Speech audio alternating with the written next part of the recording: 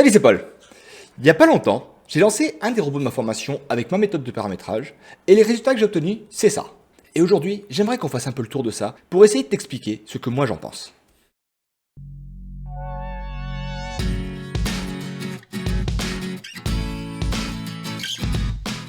Dans ma formation, j'intègre un certain nombre de robots et j'explique également toute la méthode que j'utilise pour les paramétrer. Alors globalement, j'avais déjà commencé à parler de cette méthode dans cette vidéo, mais du coup, depuis, elle a encore évolué. Et effectivement, l'avantage qu'elle présente, c'est qu'elle permet de faire du paramétrage plus ou moins agressif. Et de mon côté, donc pour montrer un petit peu ce qu'on pouvait faire, je m'étais amusé à me dire, ok, on va essayer de voir à quel point on peut pousser les choses.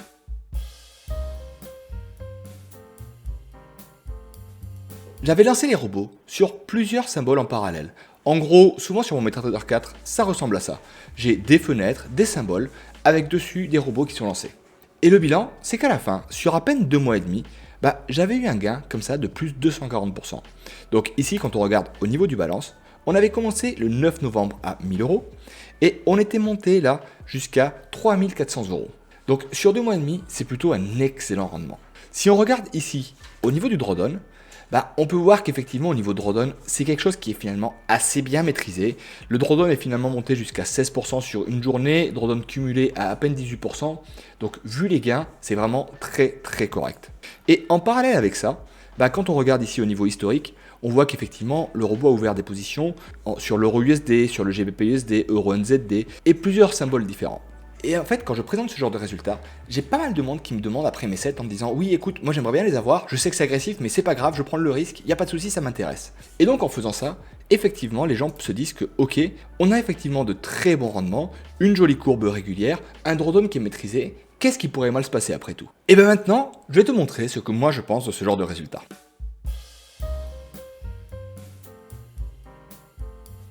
Mon objectif réel, quand j'ai lancé ce compte, c'était d'expliquer ce que veut dire agressif. Et en fait, là on voit que pendant 2 mois finalement, le compte a très bien fonctionné, et globalement ça ne surprend pas. Par contre, il n'a pas bien expliqué ce que voulait dire le terme agressif quand je dis aux gens, attention, ici on parle vraiment de quelque chose d'agressif, il y a un risque élevé. Quand je dis ça, effectivement beaucoup de personnes disent oui je sais c'est important mais t'inquiète pas je comprends. Et du coup, par la suite, quand les personnes lancent le robot, elles ne se rendent pas compte que agressif veut potentiellement dire cramage complet du compte très rapidement. Pour t'expliquer ça, j'ai repris des paramètres vraiment très similaires que j'ai lancés sur un compte une nouvelle fois à 1000 euros. Et là du coup, ce que je veux te montrer, c'est produit. Voilà le compte en question et voilà les résultats. Au 3 février 2023, j'ai lancé globalement les mêmes robots avec des paramètres vraiment similaires. Et là, qu'est-ce qui s'est passé?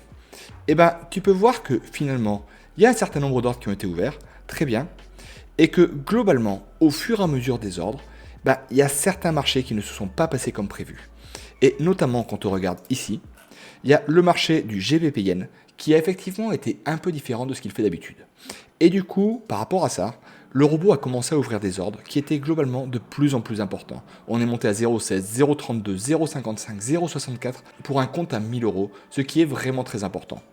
Et du coup, au global, quand on regarde, on peut voir que notre compte qui était au départ à 1000 euros, en quelques jours à peine, s'est retrouvé à devoir clôturer toutes les positions et on s'est retrouvé avec une perte de 965 euros.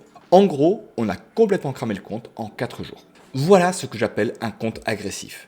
C'est un compte qui, d'une part, peut te présenter d'excellents résultats comme ça, mais qui d'autre part peut en parallèle te cramer le compte de manière assez rapide. Alors maintenant par contre, on va essayer un peu de comprendre qu'est-ce qui s'est passé. Parce que mon but c'est pas juste de te dire ne fais pas ça, attention. Mon but c'est de te montrer ici globalement comment est-ce qu'on peut faire pour travailler avec ça et dans quelles conditions c'est acceptable ou pas.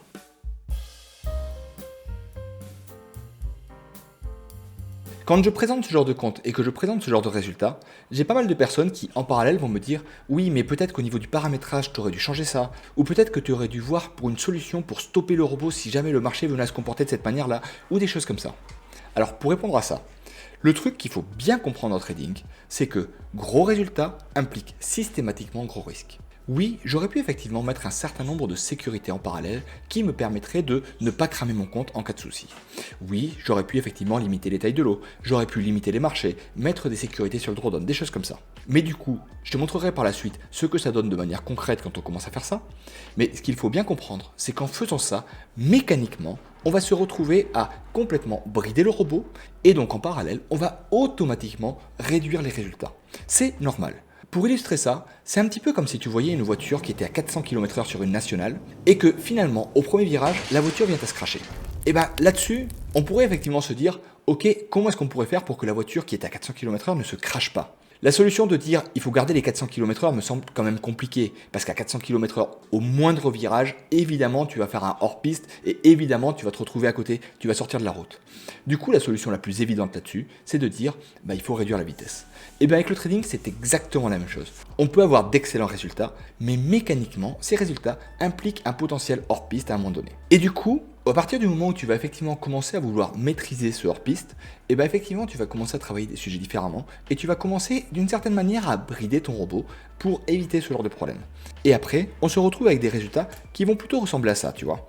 Ici, là c'est le même principe, je suis parti sur un compte à 10 000 euros il y a quelques mois de ça, et comme tu peux le voir, le compte a eu effectivement quelques difficultés ici, mais par contre, à côté de ça, tu peux voir que depuis maintenant quelques mois, il me fait une croissance qui est extrêmement régulière et qui est vraiment très propre. Par contre, proportionnellement, là je suis très loin des 60% par mois, sur celui-ci je suis à 8% par mois. Mais effectivement, sur ce compte-là, j'ai l'intention que celui-ci dure plus longtemps dans le temps. Donc là-dessus, j'ai fait quoi? J'ai limité les tailles de lot, j'ai mieux contrôlé les marchés, j'ai mieux travaillé un certain nombre de paramètres qui me permettent de m'assurer que mon robot ne sera pas en train de me rouler à 400 km/h, mais plutôt qu'il sera en train de travailler sur quelque chose de plus raisonnable et qui me permettra d'avoir une durée dans le temps qui sera bien plus importante. Et sur un compte réel, ça donne un peu la même chose, à savoir ici, donc je pars d'un capital de 3 000 euros, et on peut voir qu'effectivement, ici, donc j'ai eu un drawdown qui était monté jusqu'à 13%, mais voilà, on est en train de faire un peu la même chose, on est en train de stabiliser nos résultats, et on voit que l'équité fait son petit bonhomme de chemin tranquillement. Voilà pour moi ce qui différencie un compte agressif d'un compte qu'on va classer comme plus safe. Plus les résultats sont importants, et plus globalement on est sur un compte risqué. Et il ne faut pas croire qu'il y a une réelle corrélation entre drawdown et risque. Tu peux avoir des résultats qui vont être extrêmement importants avec un drawdown très faible, mais ce qu'il faut bien comprendre, c'est qu'à partir du moment où les résultats sont importants, si un jour quelque chose se passe mal, ce n'est pas parce que le drawdown dans le passé était faible que tu n'auras pas de soucis. Bien au contraire, tu peux complètement cramer ton compte malgré le fait que tout le long tu as vu un drawdown qui était vraiment faible. Alors maintenant, est-ce que ça veut dire pour autant qu'il ne faut pas utiliser des comptes agressifs? Pour moi, un compte agressif, c'est extrêmement intéressant, mais dans certaines conditions bien spécifiques.